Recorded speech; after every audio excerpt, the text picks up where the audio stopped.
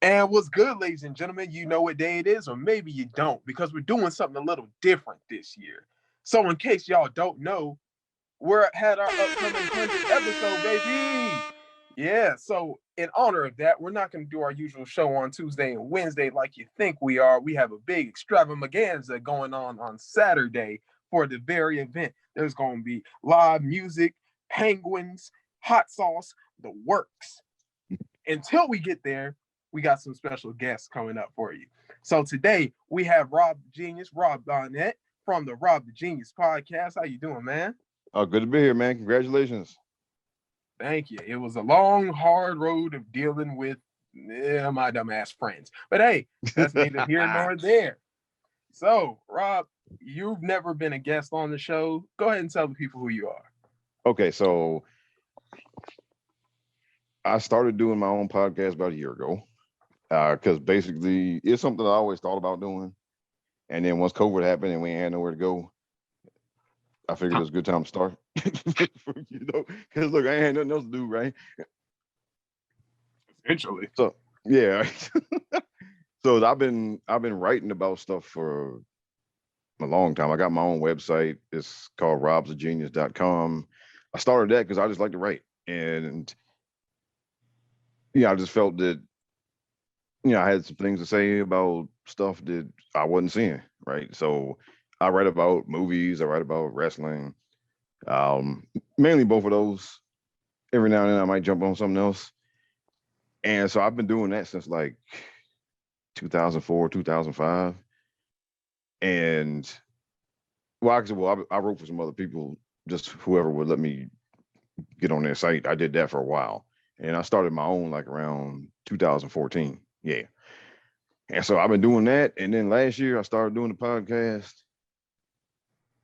And because look, man, COVID it gave us all this extra time just to do stuff, right? So started doing the podcast last year, and I started doing some Twitch stuff this year, and mainly just game streaming. Um, so I'm into all that kind of stuff. Look, I'm an OG hip hop fan going back to the '90s, well '80s and '90s. So that's where my musical tastes usually lie. Okay, since you brought up you're a 90s, early 80s hip hop fan, I do have to ask you the question I ask everyone from that era. You East Coast or West Coast? Man, oh well, look, I was born in New York, so there's only one way to go, man. And look, I don't dislike the West Coast stuff, but if you gonna ask me, which side I'm loyal to, in New York, baby, that's it. Yes, ladies and gentlemen, you heard it here. The correct answer is East Coast is East Coast, in case you don't know. Yes, sir. There's a member of the crew, Eric, who we always say if we had met in the 90s, we could not be friends because he's a big Jay-Z fan. He's a big Jay-Z fan, and I'm straight Nas. So we know how that worked out. Ether, you get called a Tybo ho, you lose, and I don't care what you have to say about it. So look, I go back to LL and Kumo D, man. Ooh, oh yeah. But that's a story for maybe another episode, because he definitely will be invited back just so we can have that conversation. Oh, for sure, for sure. As a basic native of the Maryland area, yes, he was born in New York, but hey, he moved there when he was young, so he can claim two sets, I guess. The football team has had its fair share of woes this year after what seemed to be some pretty high expectations, at least for the defense. What's going on for the football team? Man, all right, so there were all these people saying that the defense was going to be all great and everything. And I didn't quite see it because, all right, like last year, all right, the defensive line was really good, but everybody else was shaky last year. So I don't know where this idea came from that the linebackers and the secondary was going to just magically get better. I don't know where that idea came from, but a whole lot of people were saying it and a whole lot of people believed it. And I don't understand. I mean, so you had 4 first-round picks on that on your D line. Chase Young is set to be the best young pass rusher in football. Yeah, but look, if you watch the back seven or whatever, the linebackers, and if you watch them dudes last year, them dudes were suspect. All right, I mean, for real. All right, I mean, them dudes, they especially couldn't cover nobody, man. Like the linebackers or the secondary, they was real suspect covering people. So again, I don't know where people got that idea they were going to be great from. I mean, you can get after. I mean, pass rush is good and everything, but if them dudes back there can't cover nobody, them fools gonna be open, man, and that's what's been happening. A good pass rush only helps out your back end, but it does not prevent the back end from No, getting decimated, as no, we've seen. As you've seen, and unfortunately, with y'all being in that division, you only got to win 9 games. yeah, If y'all, if you could win 9 games, you can legitimately win that division. oh for sure. And because I think last year we won 7 last year, and did we win the division? Did we win the wild card? We was in the playoffs last year. We only won 7 games. I believe y'all won the division. Yeah, but that was Dak was out last year. He's there. Well, he was out last week too, but um, we not gonna stop. I mean, I'm scared when we play the Cowboys. They gonna piss all over our secondary. I'm I don't want to see. I don't want to have to play the Cowboys again either, because then Jerry's money is going to cost me another L. I'm not. Man, I'm not letting it go. You don't call an illegal procedure after we already scored the touchdown and take it back. Yes, I'm still a little salty about that. And one of the L's in the Cowboys column should be from the LA Chargers, but that's a different story for a different day. I hear you, man, and look, my favorite teams is the football team and whoever's playing Dallas. And Spoken for like real, a true fan of the NFC East. yeah, man. And look, the other thing So is we got to get rid of Heineke too, man. that was going to be my next Oh, question before we move on. my What bad. are y'all doing at quarterback? All right. So here's what happened. All right. So last year, we had Haskins at the start of the season, right?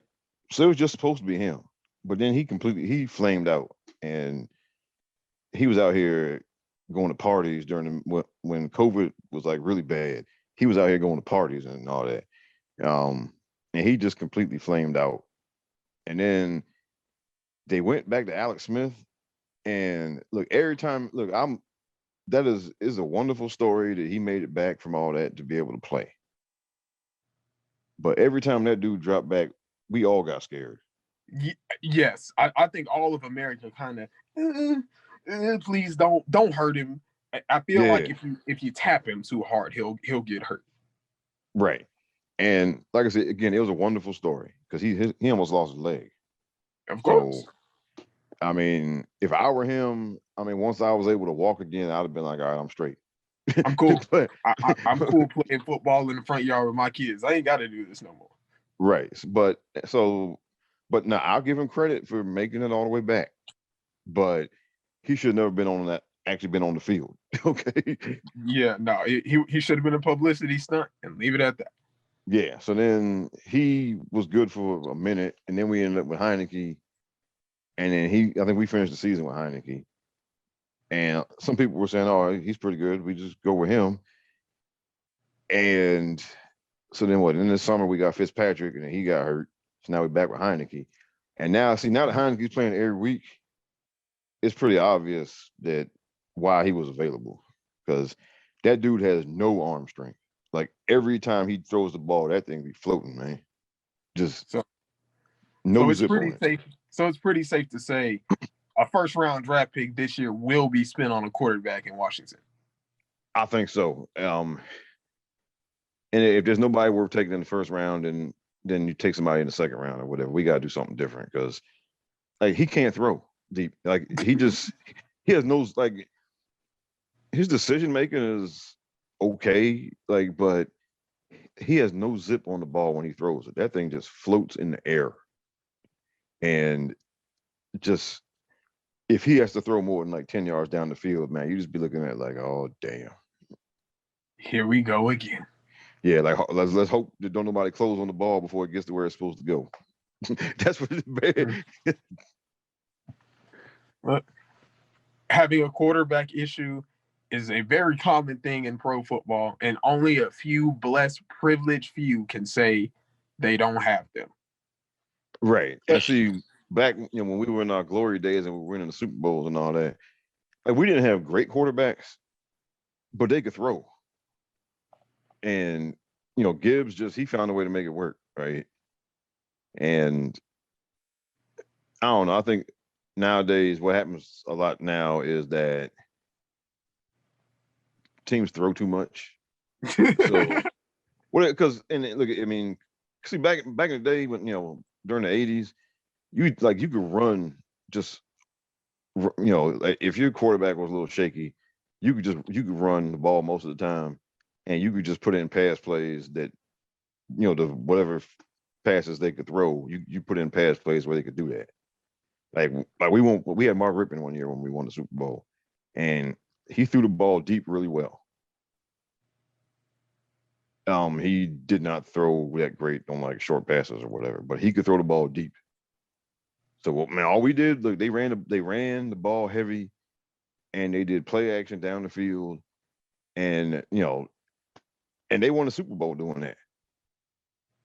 And now, like, you don't see people doing that now. Now you see it, like everybody trying to do them, systems where you throwing 50 times a game, and you got your offensive system where you put up all these yards and all these points and everything. Everybody's trying to do that now. And if your quarterback is suspect, then yeah, man, yeah, man. Well, we'll get you off your Washington horse so you can relive some fond memories. Talk about something nice. So you are a gamer and a wrestling podcaster, correct?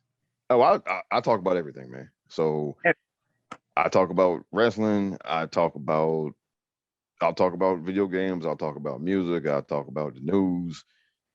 I basically it's whatever comes across my mind that week, or whatever I see some stories about. If I can if I can talk for a few minutes on it, then I give it. That's what I do. And we're on it. Yeah, and so now I do mine a little differently than most people, because like most podcasters out there, they just record it all in one sitting. And so what I do is I record over the course of the week, and so I take in stories as they come over the course of the week. If there's something I just feel like talking about, I'll get it in. And so I record in segments, and sometimes I do 2 or 3 takes sometimes. There were times where I threw the whole show out the night before I was supposed to publish it. It just redid everything.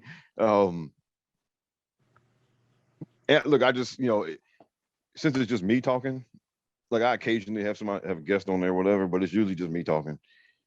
So I try to get it as close to, not perfect, but I get it as close to as good as it's gonna get. Yeah, and that's what. So that's what. Look, I do. And look, there are times I'll be talking, and then I might be like 5 or 6 minutes in on something. I'll just be like, you know what, this sucks, and just stop. Okay, just knock it out. Yeah. And look, I used to play music because I really love like music and stuff. I used to play for a while. I was playing music, and I would just play like a different artist every week or whatever. But then the copyright police got at me, so I had to shut that down. They always come knocking. Yeah, so I ended up having to shut that down, because I ain't trying to get run out of here.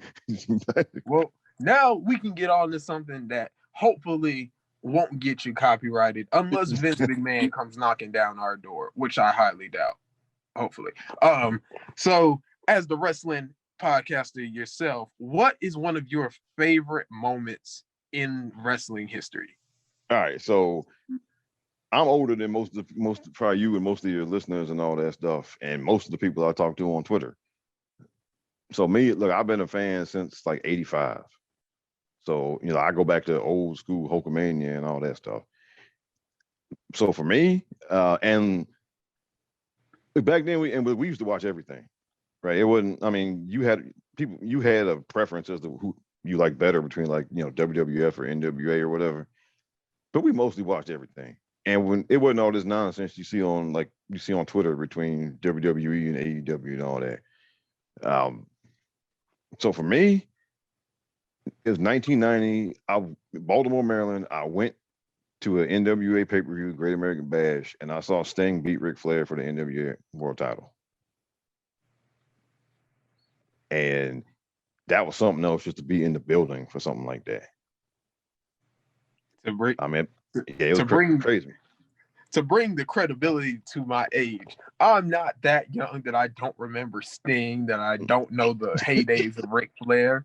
Sting was one of the main mini bosses I had to beat on my old N64 game, WCW Nitro. Oh, nice.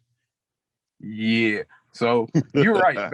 Back then there wasn't a lot of beef between the different companies because, well, WWF, as it formerly was, didn't feel the need to buy out everyone else or beat out all of its competition. It kind of just existed within the competition of your NWA, your WCW, and then eventually it just kind of fell by the wayside and WWF took over popularity, slightly rebranded itself as WWE. And then years later, its popularity started to dip. A lot of questions. They weren't handling their talent well. And then things like AEW sprout up and they say, hey, we ain't got the budget WWE got, but we got a better product. And it just spirals and it just grows. And now they have a legitimate competitor once again. Yeah, so look, like these things basically comes in cycles. So for AEW, well, look, they got the same question that WCW had. It's a long-term question. So because WCW, they got Scott Hall and Kevin Nash and Hulk Hogan, and that had a shelf life on it, and they didn't really have no answers long term. That's one of the problems that they ultimately had. With AEW, all right, because I'm a mathematician by trade, so I look into numbers and stuff all the time. The thing about with AEW, like when they get their biggest boosts as far as like ratings and all that stuff, is when they get a WWE person to come over. Yep. So the long-term question for them is how long, will they be able to keep doing that? Will they be able to develop real talent, or are they just going to end up poaching it? Well, I mean, honestly, look, to be honest, it doesn't matter. As long as there's talent to poach, it doesn't matter. Sure. I mean, seriously, because, I mean, look, you get an audience by having people that the audience recognizes. That's more important. That is way more important than how good the matches are or even how good the storylines are or whatever. Like you get an audience by having people that they recognize. That's why WCW blew up, because they got Hulk Hogan. True. I mean, now the NWO took it to another level, but they got competitive because they got Hulk Hogan and they got Randy Savage. Because before that, they had great matches and great storylines and all that before that, and it wasn't competitive. So with AEW, it's really just gonna matter long term. It's gonna matter.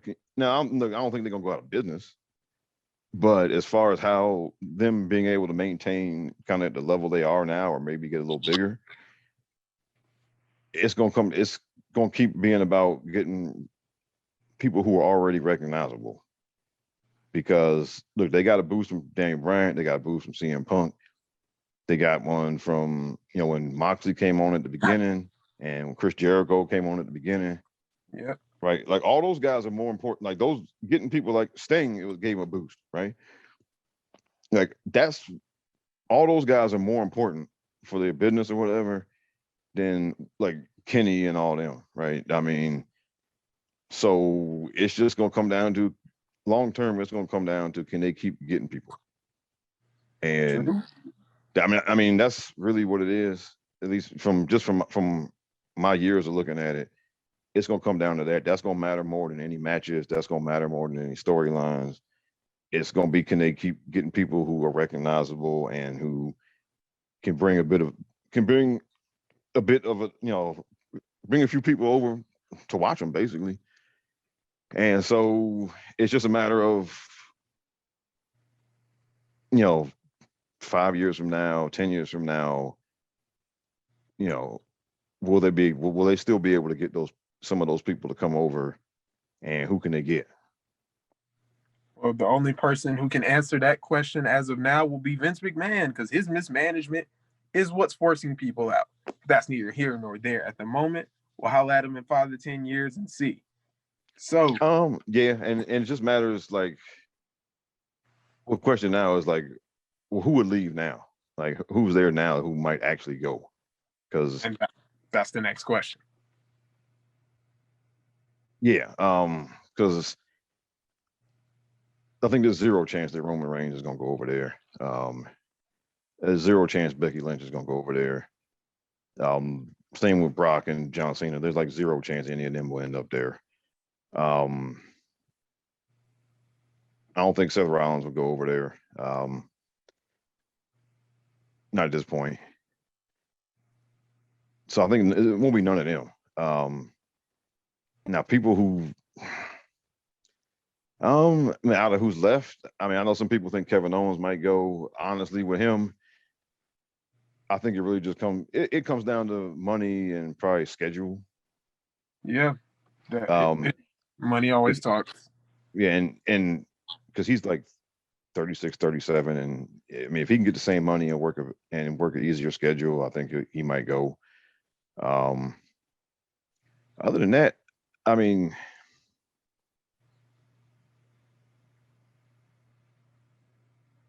there are a few people who I think might be possible down the line. Like, it wouldn't surprise me if Sasha went over there, because she wants to wrestle like everybody everywhere. Yeah. So even if she's not unhappy or whatever, like if at some point she's wrestled everybody there's to wrestle in WWE, and there's some folks over there she wants to wrestle with, then I could see her going.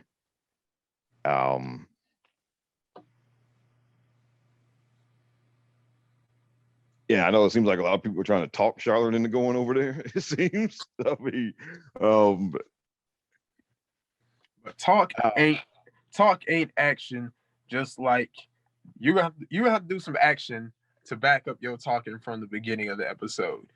You are a hip hop person, correct? Yeah. Yes. So yes, sir.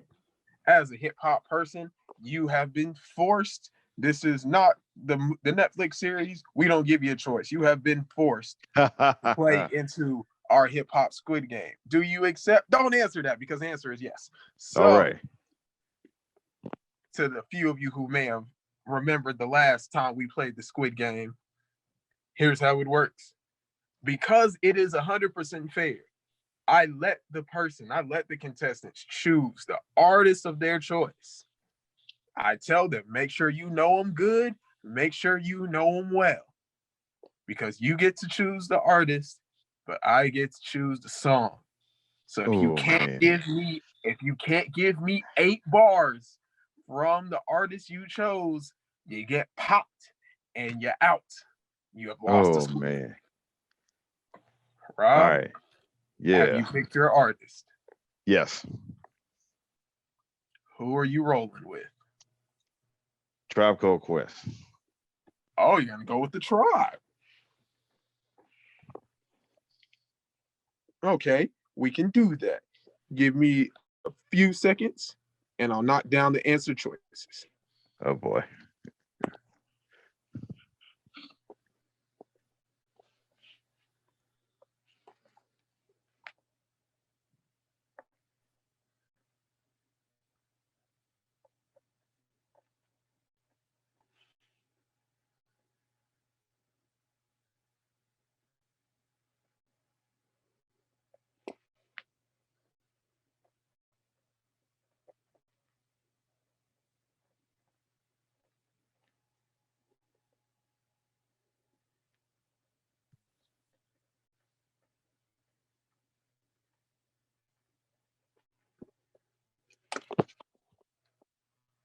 All right, Rob.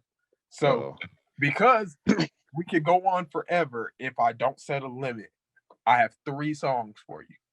Okay. If you can give me 8 bars, now I'll keep in mind for you. They don't have to, it doesn't have to be the first verse, it doesn't have to be the second verse, it doesn't have to be the third verse. It just cannot be the chorus. Okay. If you need to sing the chorus to get your mind right, that's cool.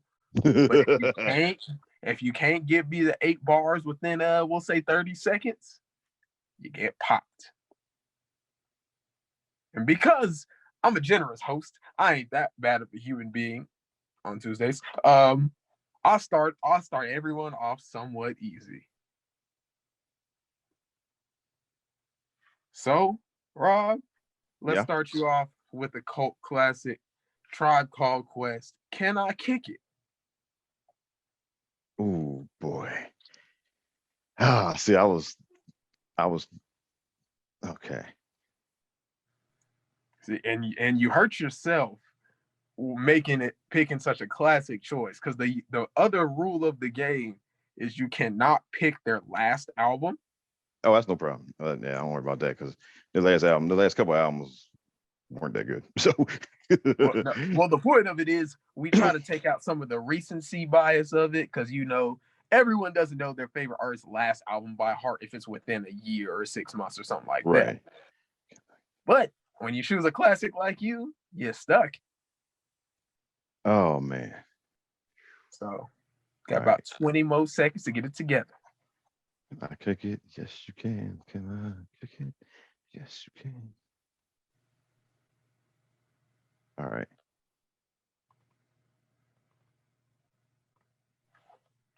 9, Damn. 8, 7, 6. You would pick the one I can't remember. ah, That's the one I remember the chorus, and that's one of the ones where I remember the chorus, but I can't remember the verses. Damn.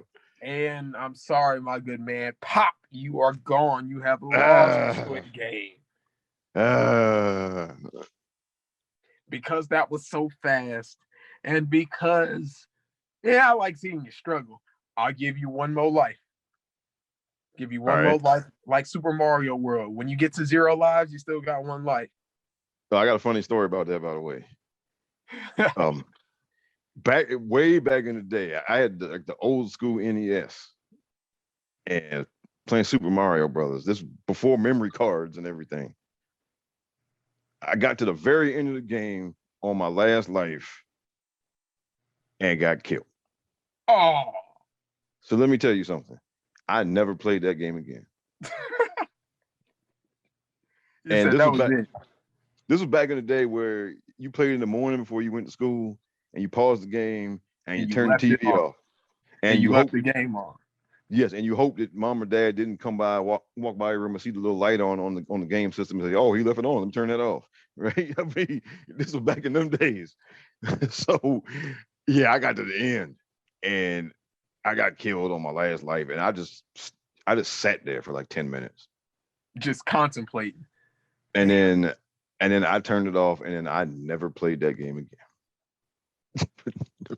Well, the difference between that game and this one is you don't have a choice here. You had a choice with Mario. So I'll give you a few seconds. All Get your right. bearings right. Pick a new artist. Oh, okay. Pick a new artist. All right. All right. You So, see, ladies and gentlemen, when the ignorant pressure gets put on you, it ain't that easy.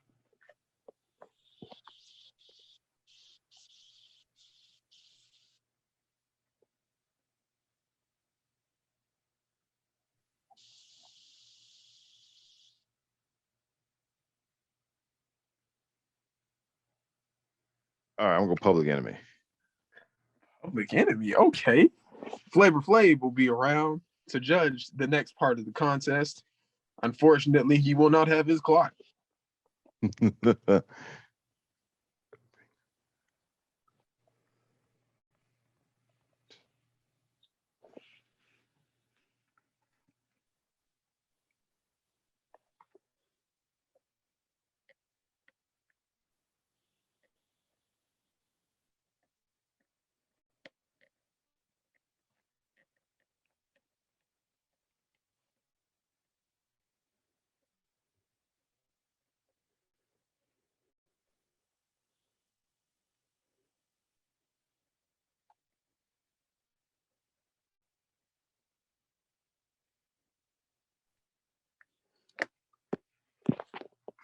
Okay.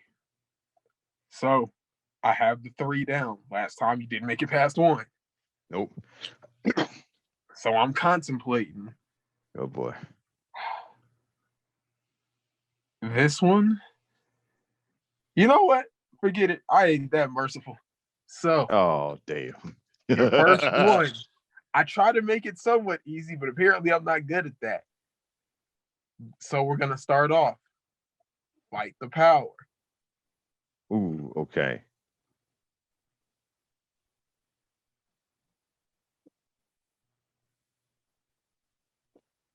R.I.P. to Radio Raheem. Yes, sir. All right, you ready? I'm ready. You All tell right. me. All right, 1989. Another summer. Get down. Sound of the funky drummer. All right, let you know because we got soul brothers and sisters. And I'm out. I'm out. Just for the sake of my own entertainment, I'm gonna let it slide.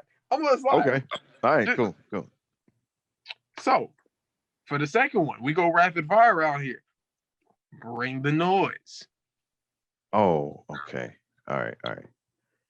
Bring the noise. Bass, how low can you go? Death Row, what a brother know. Once again, back is the incredible, the uncannibal rhyme animal D, Public Enemy #1. 5-0 said freeze. And I got numb.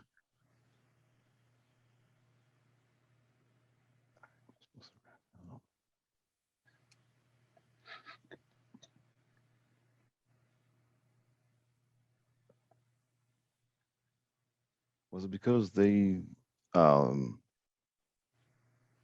think I had a gun, or was it the wax of the Terminator X-Spun? Now they got me in a cell because my record says sell, and a brother like me said, well, Farrakhan's a prophet that I think you ought to listen to. What he say to you? And what you ought to do is follow for now. Power the people say. Almost there. Give me one more bar. You got it. One more bar. Power the people say. Oh man, I'm stuck.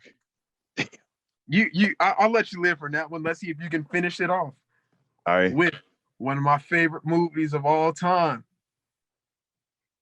You know why I say movie? Because the title of the song, He Got Game. Oh. Ooh, boy. Oh, I got nothing. And that's where my mercy ends. Pop. That is the end of the Squid Game. But hey, you did better on your second try. All right. So, ladies and gentlemen, we've come to the end of our mini series celebrating our 100th episode. Rob, do you have your final message, final words to the people? Look, I'll just plug my shit. Okay. Go ahead. All right. So, you can hear me. I got new episodes every Friday. The Rob the Genius podcast is on Spotify, everywhere else. You can read what I got to say at robsagenius.com. I write about wrestling and movies and other stuff. You can find me on Twitter at RBONNE1. And I got my YouTube channel. You can find my Twitch channel, the same thing, RBONNE1. So that's, if you're looking for me out there, that's where you can find me.